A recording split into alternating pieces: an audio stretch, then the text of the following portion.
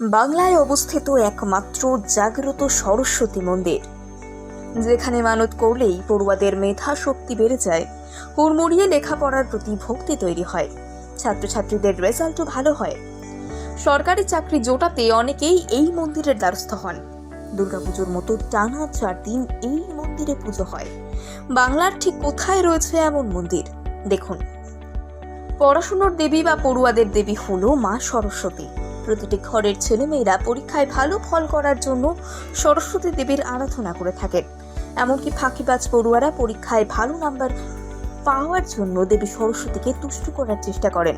পড়ুয়াদের জন্য বিশেষ সুখবর রয়েছে। আমরা এবার জাগ্রত সরস্বতীর সন্ধান দিতে চলেছি। বাংলাতেই অবস্থিত এই জাগ্রত সরস্বতীর মন্দির। এই মন্দির কিন্তু সাধারণ মন্দিরের মতো নয়। এই মন্দিরকে ঘিরে রয়েছে নানান রহস্য, নানান ধরনের অলৌকিক ঘটনা, যা শুনলে আপনারা চমকে যাবেন। এই বিশেষ মন্দিরটি অবস্থিত বীরভূমের পাতিপাড়ায়। এখানকার বাসিন্দাদের মনে মন্দিরের প্রতি রয়েছে অগাধ বিশ্বাস। তাদের ধারণা, মন্দিরে গিয়ে দেবী সরস্বতীর কাছে যা চাওয়া হয় তাই পাওয়া যায়। বিশেষ করে পড়ুয়ারা বিশ্বাস করেন যে একবার এই দেবীর সান্নিধ্য পেলে তাদের শিক্ষার জীবনে এগিয়ে যাওয়া থেকে কেউ আটকাতে পারবে না। সে ফাঁকিবাজ পড়ুয়া হোক কিংবা উচ্চ মেধা সম্পন্ন পড়ুয়া, সকলেই দেবীর আশীর্বাদে পরীক্ষায় ভালো ফল করে। যদি এই মন্দির আজকের মন্দির নয়, মন্দিরের আয়ুকাল 200 বছর, তবে মন্দিরটি একবারও দেখে মনে হবে না এই মন্দির বহুকাল আগে প্রতিষ্ঠিত হয়েছে। এখনো মন্দিরের কোনায় কোনায় ছড়িয়ে রয়েছে নতুনত্বের ছোঁয়া। মন্দিরের ভেতরে দেবীকে দেখলে মনে হবে যেন জ্যান্ত সরস্বতী বসে আছেন। এই মন্দিরের বিশেষত্ব কি জানেন? এই মন্দিরের সরস্বতী দেবী একা পূজিত হন না, তাদের 2 বোনের সাথে পূজিত হন। 200 বছর ধরে প্রথা চলছে।